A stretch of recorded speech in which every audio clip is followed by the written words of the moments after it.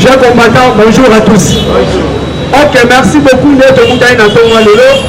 Retard, problème à transport, vu le mot de transport tellement mobile. Ton repère, ça ne fixe que 25 minutes, 20 minutes pour que nous avons comme actualité. Premièrement, le Rwanda, déplacement à président de la République na Oyo. 48 heures, 2 jours de travail. Et à 10 voyages de travail. Il y a mis balai un communiqué final entre le président Fachi et le président Denis Sassou Nguesso. Donc le voyage du président Sénat à Kenaki Belgique vis-à-vis diplomatique. Il y a Parlement et puis Kozong Anaye lobby mardi pape roi Philippe confirmé avec Rennes ici à Kinshasa pendant 7 jours à Koko Malobi mardi jusqu'au 13 au Akosala Awana Congo, 2 jours à Kinshasa, 2 jours à Lubumbashi, 2 jours à Bukavu. D'être développé Awa. À part Wana, nous allons vous expliquer. Hier, M. Kabila fêtait son anniversaire. Mais invité spécial à l'anniversaire Kabila, c'était le président Martin Fayoulou Madine.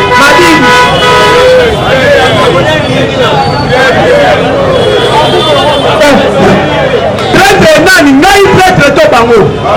Non, Akenaki Akokisi, Bapasa na bango. Quand on vous dise, les alliés de taille de Tshisekedi, parce qu'on peut contacter bango, parce que la classe politique est donc elle se configurer chaque jour. Aujourd'hui, dans la loi électorale, je pense. Dans la loi électorale, combattant nous quand on fait loi électorale, on s'en on maîtrisait la loi électorale et le bilan. Pas publié, élection pour ça les mandats. Quelle sera la cartographie? C'est ça l'importance pour nous à comprendre. Les lois ont Martin Fayoulou à qu'on fêtait l'anniversaire à Kabila.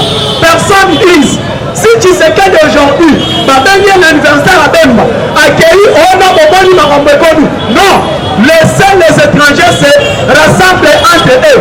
Qui se rassemblent, se rassemblent.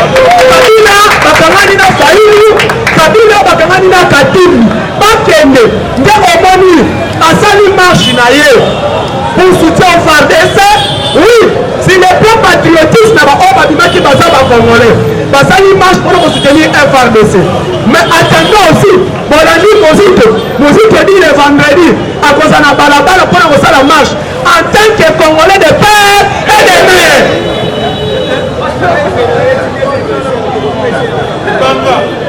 Yako Bima na marche en tant que Congolais. Fayoulou Bima qui na marche en tant que na. À part on a information de développer. Le nom 25 avec la Kani ma valise. Alors nous bobo ina na zoni na mana loi.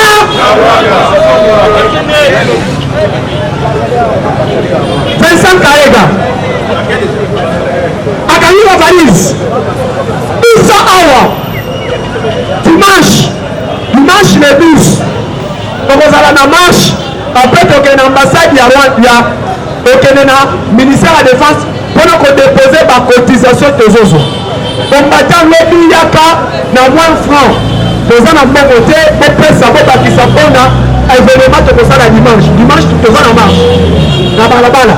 Pour le conseil là, cimetière, il y a battu ma coupe là. Est-ce que vous êtes d'accord pour cimetière les gens? Oui. Pour cimetière les gens. Plus de 12 millions de morts. Cimetière les athées. Conseil la chef de l'État cimetière. Pour la bâtonner, on l'a tenu. Et la pose dans LMO. Il y a même un couleur en FARDC. Et puis ça a un couloir. Et les autres, ils m'appellent au conseil de cimetière. Point d'Égypte, cité de l'Union africaine. Donc, on a parlé du peuple. Donc, on a la cité de l'Union africaine. Donc, on marchait là ensemble. Là, la vision Fachi. Là, il faut la parlementaire. Mais nous, il y a un tas de l'Union sacrée. Donc, un premier point. Président accueilli dans Braza, na Oyo. C'est voyage de travail des jours. On n'a pas ça sous. Fachi, c'est un grand politique. C'est un grand politicien, pardon. Et l'IDP, c'est la machine politique. On n'a pas dit que Fachi a Kobang. Ça soit Fandia ou Fachi a Fandia. On a dit que nous devons attaquer Congo. Et ça, un M23 soutenu par les rois. Et si Kagame veut la paix, aluka paix. Soki aluki kimia na kokitisa maboko te na koteketi na su. Eka kalobi Kodeko alobi na tiki na mamiti.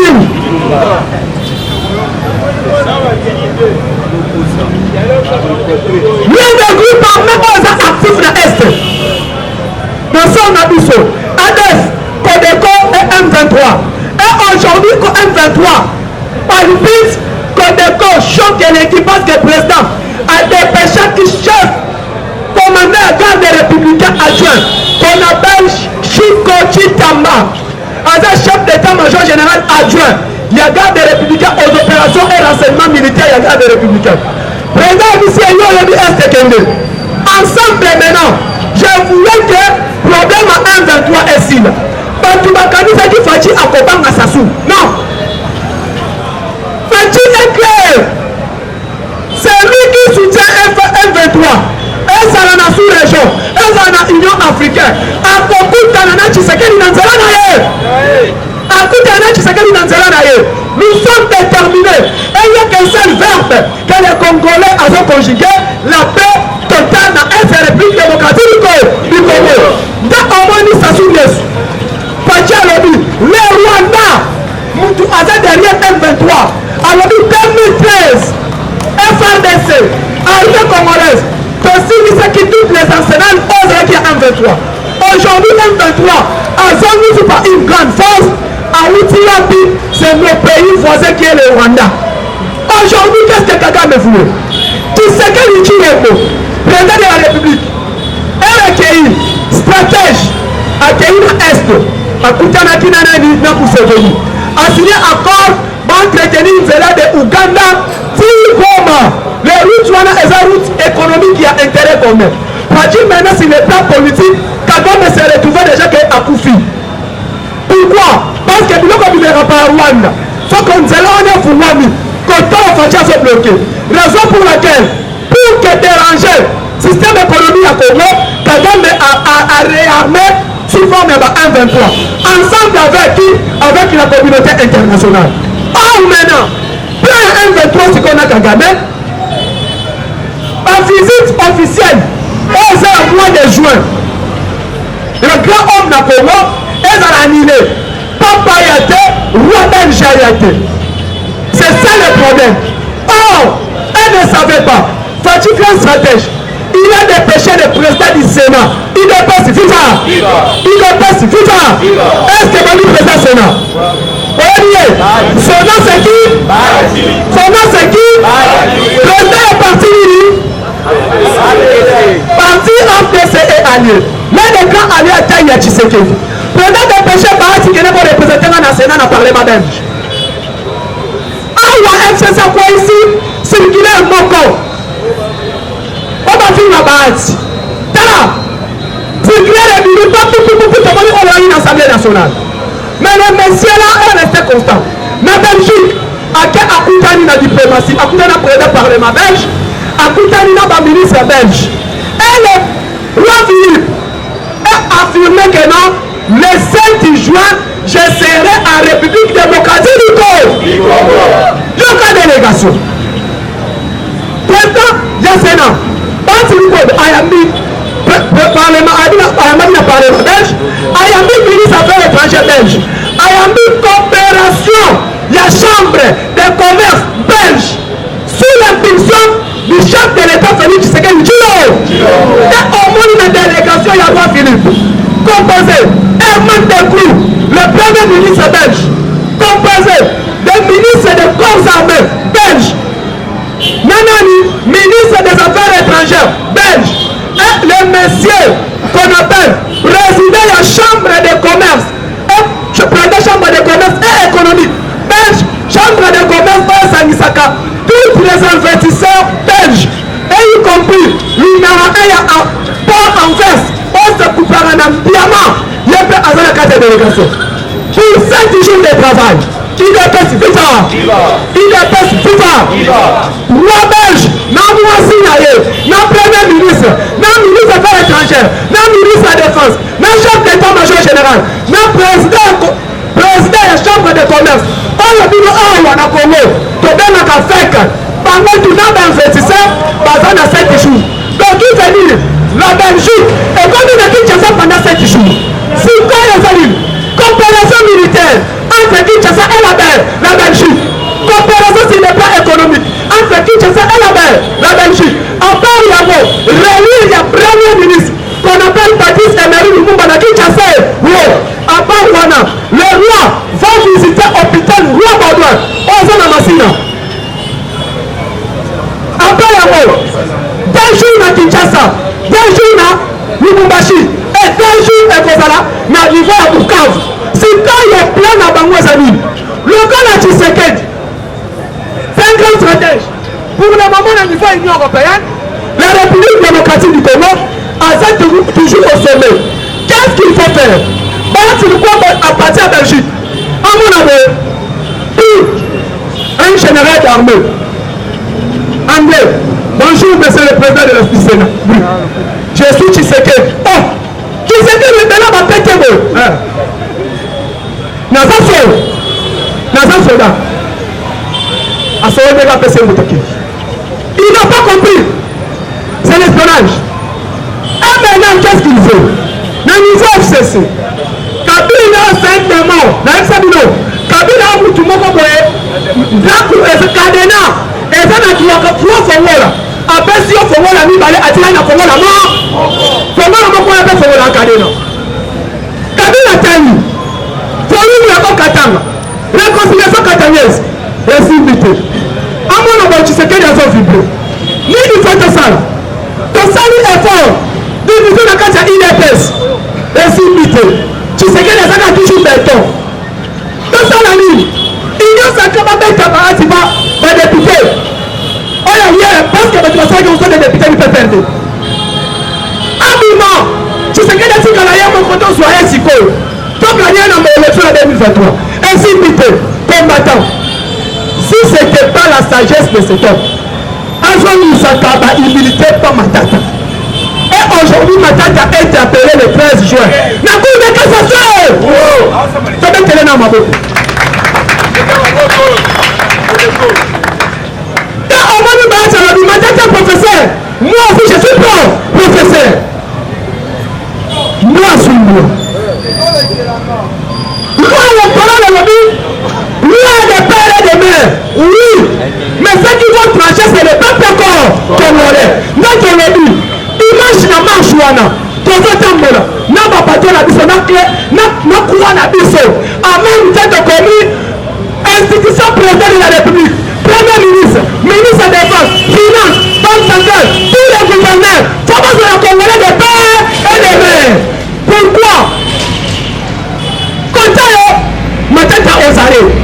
Oh, Matata le 13 juin. À cause de Maté. À cause de Maté. Boukangalon, sa réalisation. Mamie l'école, tout ça, à cause de Maté. Quand Moïse, quand tout le chaos, il n'est pas pour politique. As étranger.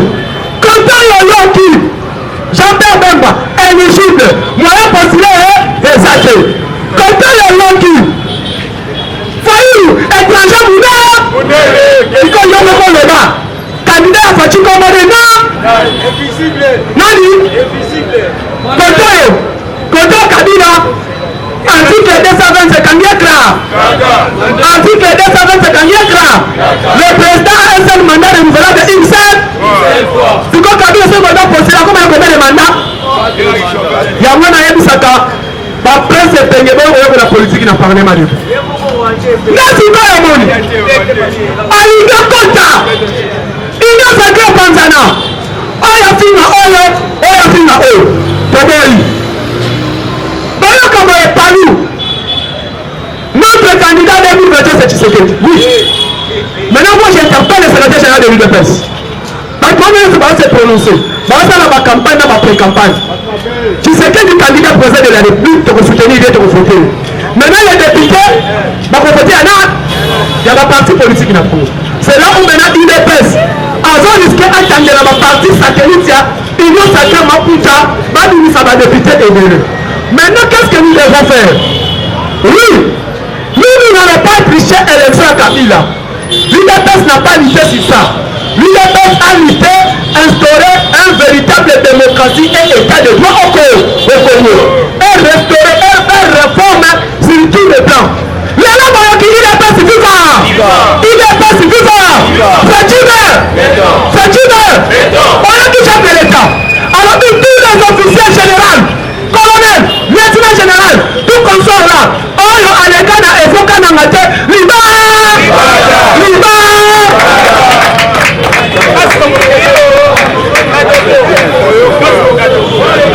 nakanisa ni kochanga hata 5000 nakasi baopanga hata 5000 l'UDPS vivant. l'UDPS vivant. Le président de la République, vu la nécessité, le conseil des ministres, le président a proposé dans sa communication, le conseil des ministres a entendu et a prononcé, vu l'urgence, s'il vous plaît, vu l'urgence, le conseil supérieur de la défense nationale, qui est le commandant suprême Tshisekedi, l'UDPS vivant. l'UDPS vivant. Qui est le commandant suprême Tshisekedi, qui est le chef de corps armés Tshisekedi, qui est le président du conseil supérieur de la défense nationale, c'est le chef d'état-major général, vu le ministre de la défense et le premier ministre, le président de la République. Nous devons compte ça dans le conseil supérieur de la défense, c'est le président de la République. Si quand il écrit, président de la tous les officiers supérieurs, général, colonel fou, lieutenant-colonel, lieutenant-général, all les mots sont encore des diplômes d'ailleurs, expliquant par des faux cas en raté, et les cas, la formation base du ton à terre, ni par la justice de la Congo, mais moi je suis là.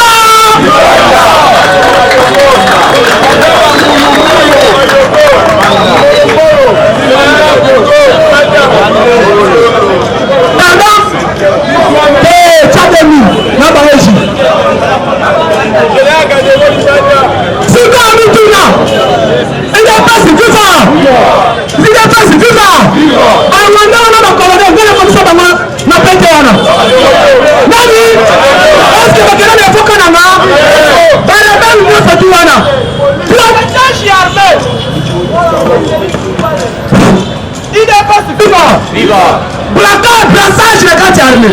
Parce que Kabila a fait brassage d'armée. Parce que dans Dieu, ça va où pas Rubélo. Dans le cas de Fokananga, officiel, ça va où pas Rubélo. Mais Fokananga va commenter. Na base qui toka basa la formation te. Na kani na bakenda te. Bale kitana ba wa.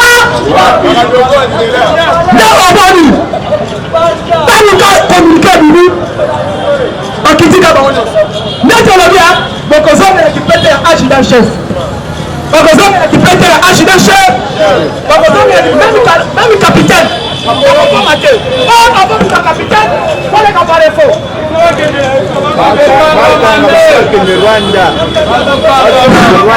Maintenant tous ces généraux, tous ces officiers, tous ces colonels, Babisou Baouta la Kanego, Babisou Baouta la Boyani Wapi. Nasi ko eboni. Lelo en combattant, Tchango na mutu na yo.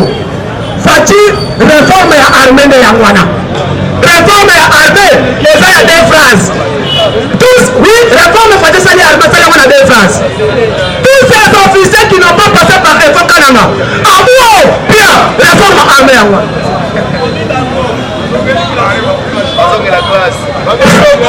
Parce que quand on a compté la haute étude des efforts militaires, il faut que les efforts Kananga. Bandimio, aujourd'hui, ma porte est là. Dans ce cas, on a un diplôme. On a un université militaire. Et ça, on a un commandement. En tant que il faut les capter par Kalebi, on les dit par base à Kitona. L'objectif Fati, c'est qu'on armée les Yangwana. Côté moi, je vais te donner ma beaucoup.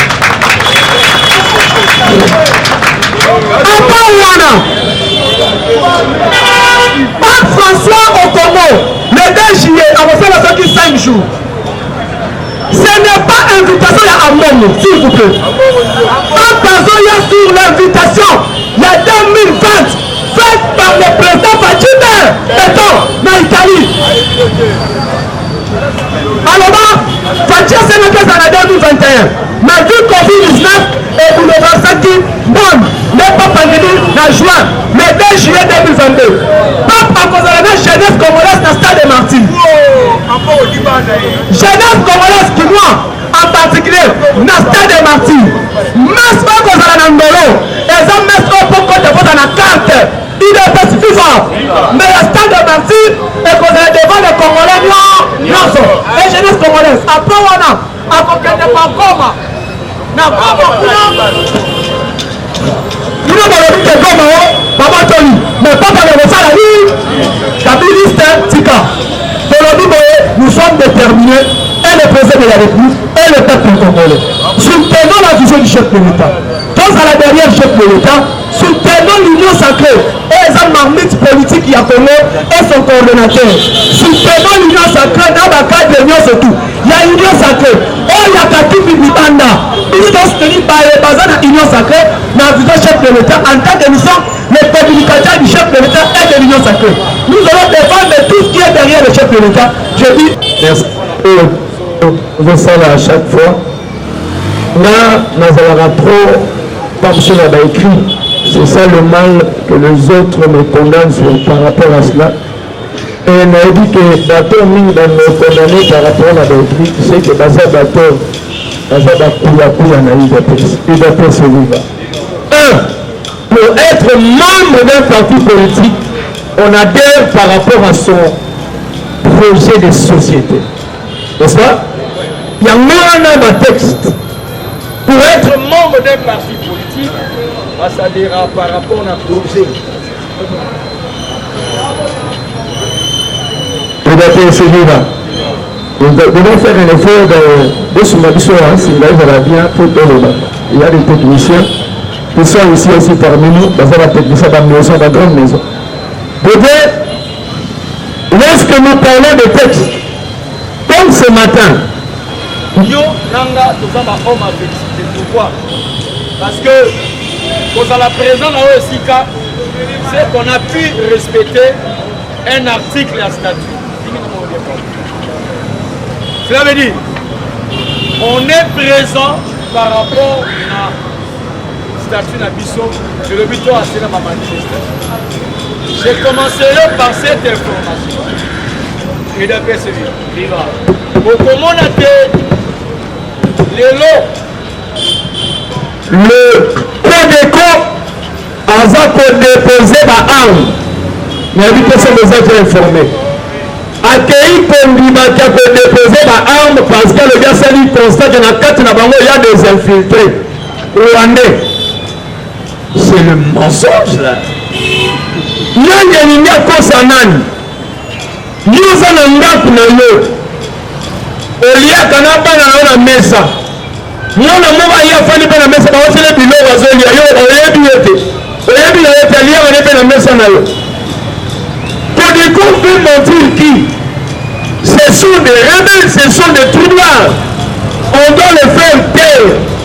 Tant qu'on va terminer votre opération Kenya, tant qu'on va faire des mandats, parce que tu as dit que pantin, ton placebo, bon sans valeur, Bakizengi, Basia Kabila.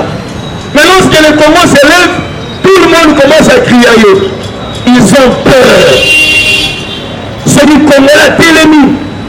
L'Afrique centrale, personne ne parlera. Il ne persévérera. Parce que le Congo, la BBC, le Congo jeudi passé, le Congo est une puissance nucléaire. La RDC, pas Congo, mais Congo la Bissau.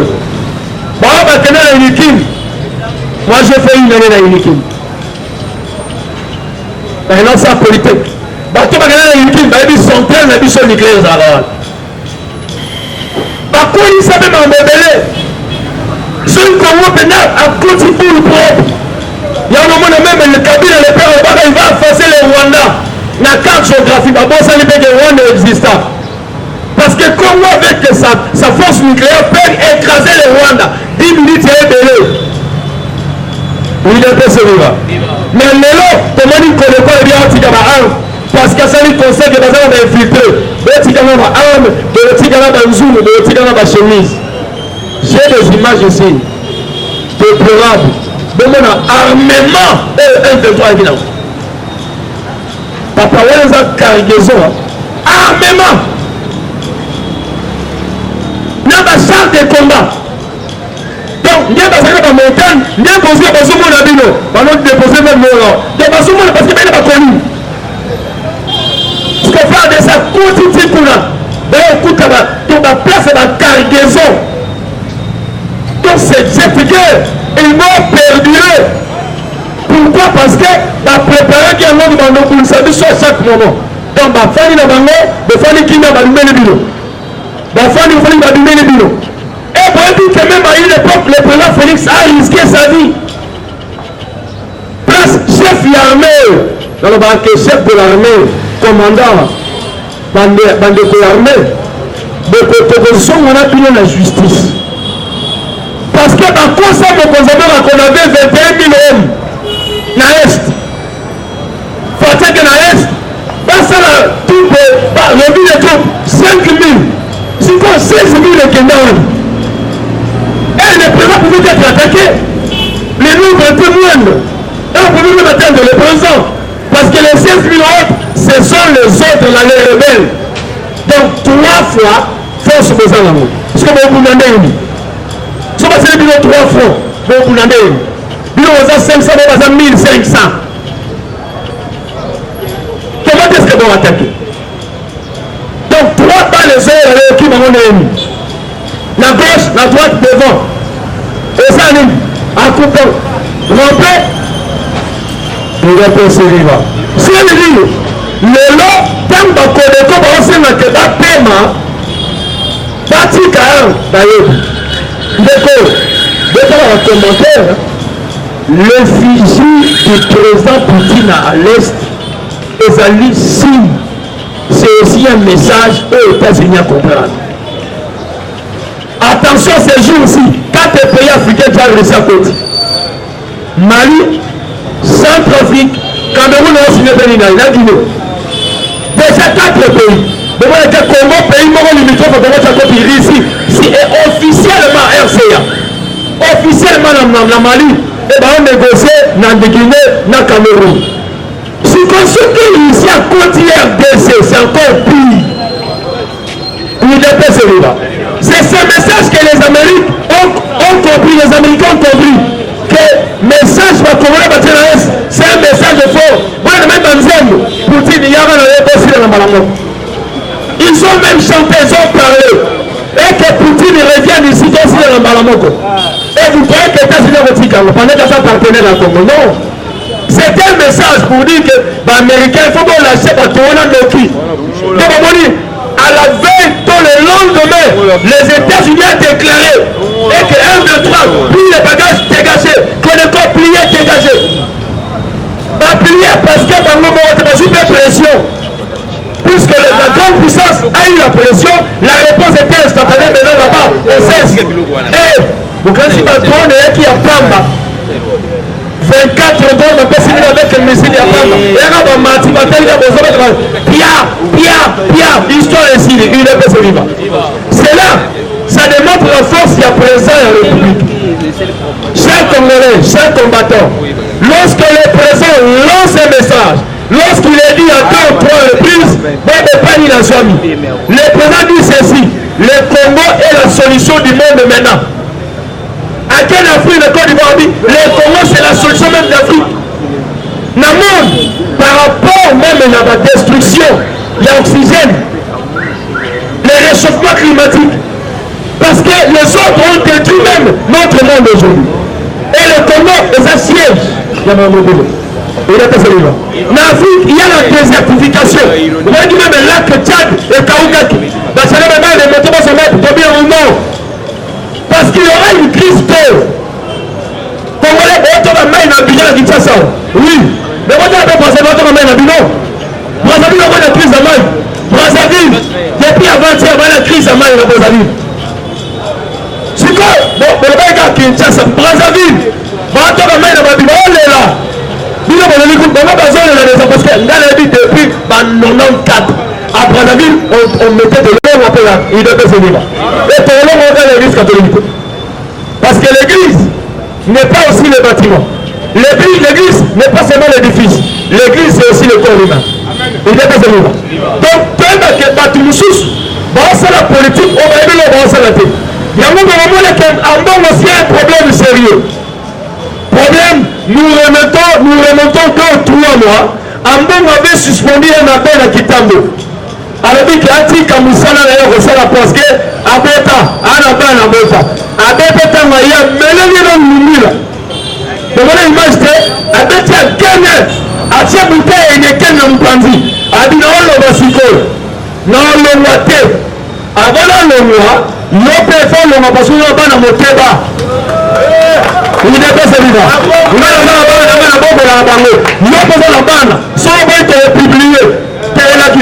Le lendemain,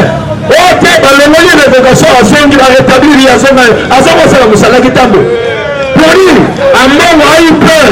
Mais non, parce que lui n'est pas habilité à relever la moto. Les titres cardinaux, les titres honorifiques, il n'est pas celui-là. C'est un archevêque. Il doit aussi du respect aux autres parce qu'ils font le travail. C'est comme les curés, dans ma paroisse, c'est eux qui vont superviser. Ils ont dégagé, mais si on dit loi à Kobota, bandana yo mo ko bota mabana. Pour pas nous faire la promesse. Comme ça me dit papa il va dans le bosso. Ce qu'on va appeler mais par contre nous sommes irresponsables. Comment un parent peut nier ses enfants? Comment un papa peut refuser qu'un bota mabana c'est pas si bazar. Bon ça bota bazali. Il est pas celui-là. Cette ma vie, le mot te dit que Amon a reculé parce que ma camarade n'y a pas le suscité. Les gouvernements s'occupent à Coronado invité n'a pas à Royal. Mais tant que autant de la même la race d'un dollar au sale. Il est pas celui-là. Chose curieuse, n'a pas de l'information autant que son décor. Tel que l'angle n'a moi passe dans mon tour. Il dépêche. Azaki na conquête à pouvoir.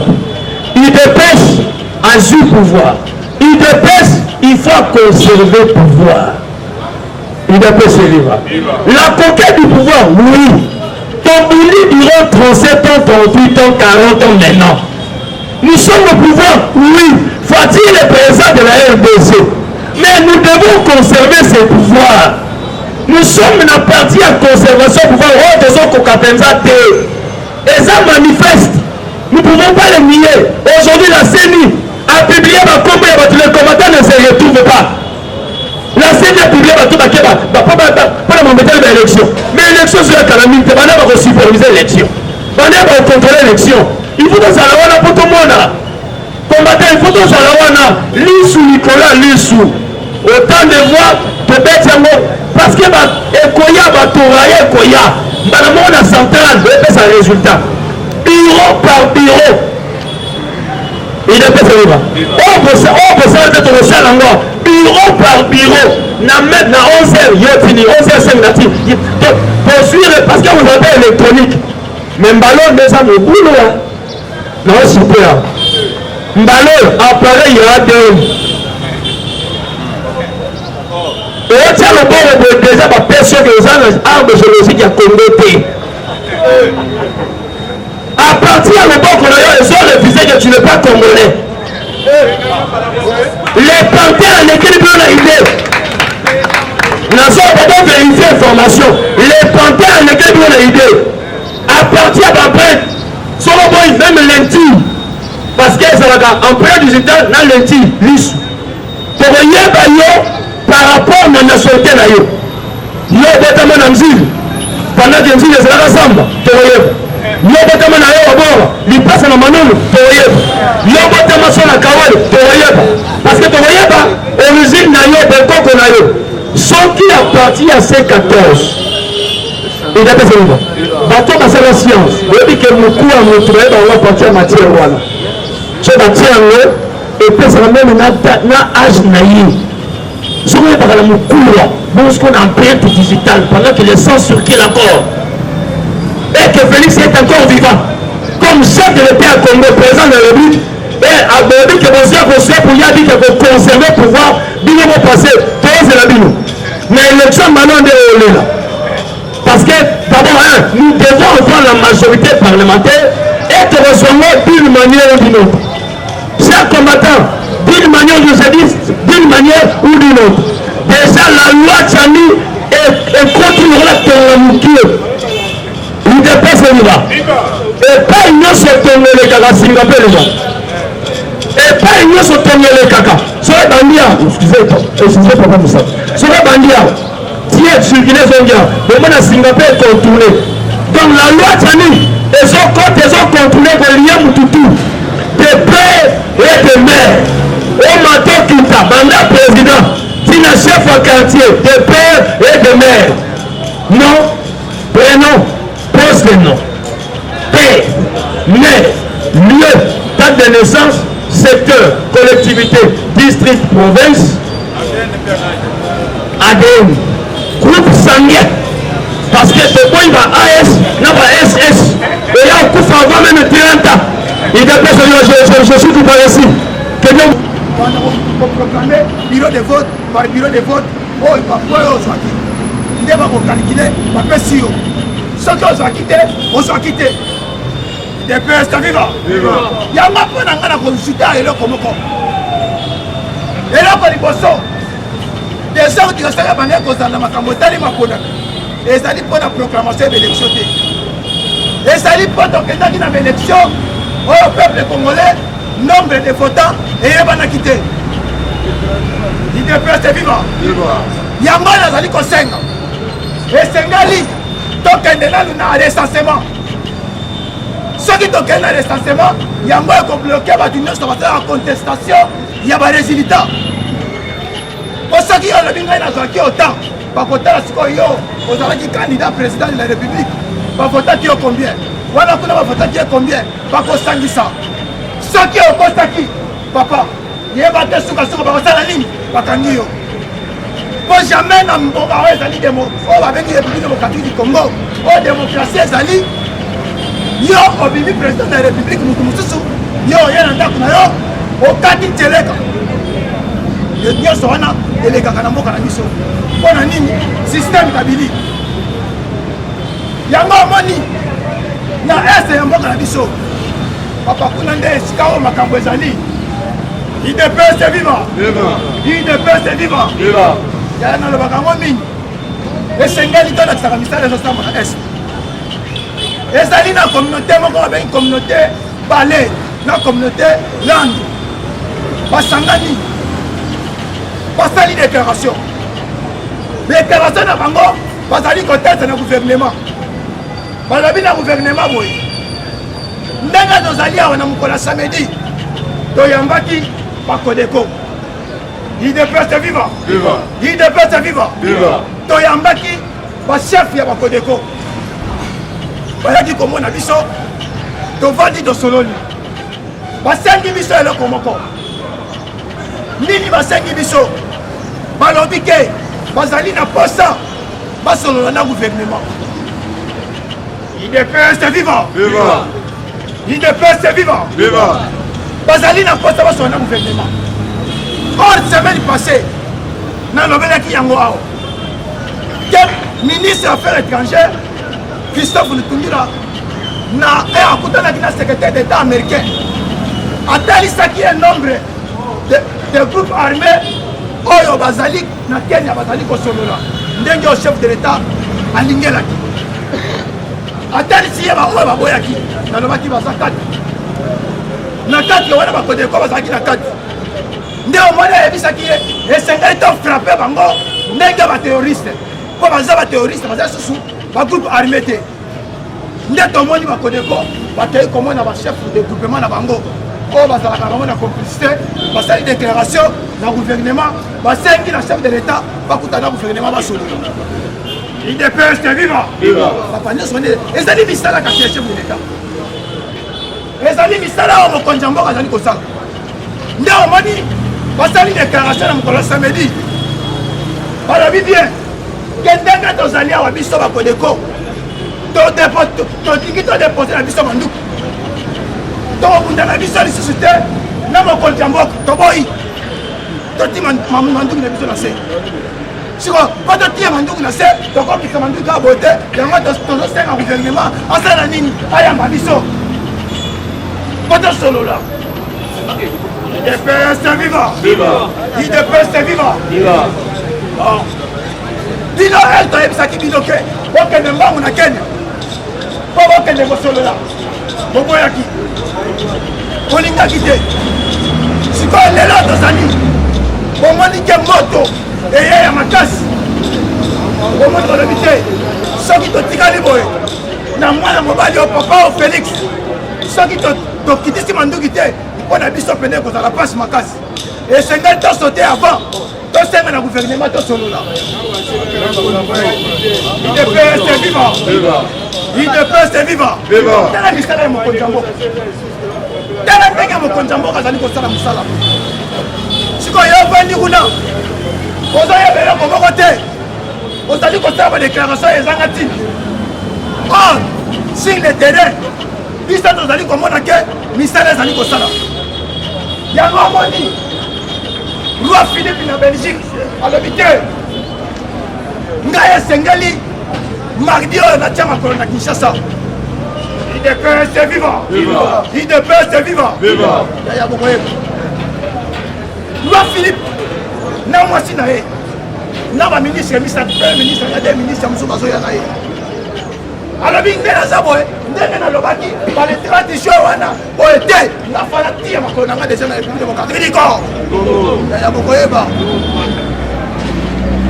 ye wana azali koya mpona nini alobi azali koya mbangu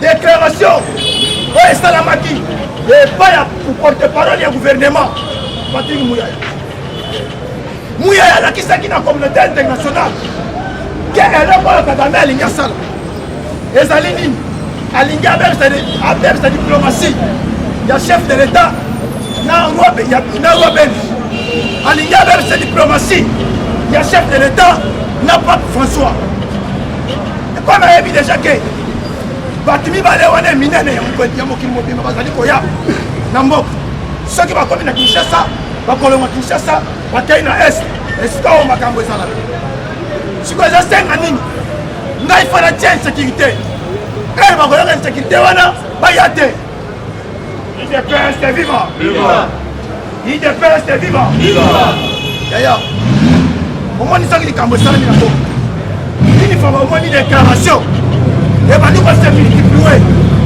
ezali ya pamba te eza badéclaration oyo tolakisaka na mokili mobimba na communauté internationale ke eloko ezali kosalama ezali ya malamu te biso tobo yango tomoni roi Philippe mbala moko asali déclaration alobi nde nazali awa mardi na atiti na Kinshasa IDPS vivant metebete ya mokonzi ya mboka mabongoko tala mosala azosala yango alingi koloba ke mokonzi ya mboka aza wana d'abord ezala nayebisa bino likambo natali kuna na Ngalema kote makuta banda kovanda ndako makuta banda kovanda chef de l'état Fati atindi bato bakei papa nazotala boye na FNC esengo ezinga babongisi esika wana nyonso bandako nyonso makuta banda kovanda kuna peme na fleur nazotala ndenge babongisi yango nabi me bazobongisa yango awa seke chef de l'état azolonga kantiache azosala nini azokende kuna IDPS vivant sikoso chef de l'état avandi na résidence ya makuta azalaka akahumela pouvoir bien akahumela te biso cette fois-ci tokoleka 32 ans yo azali kolota oya kozwa bokonzi ya mokonzi ya mboka okoyeba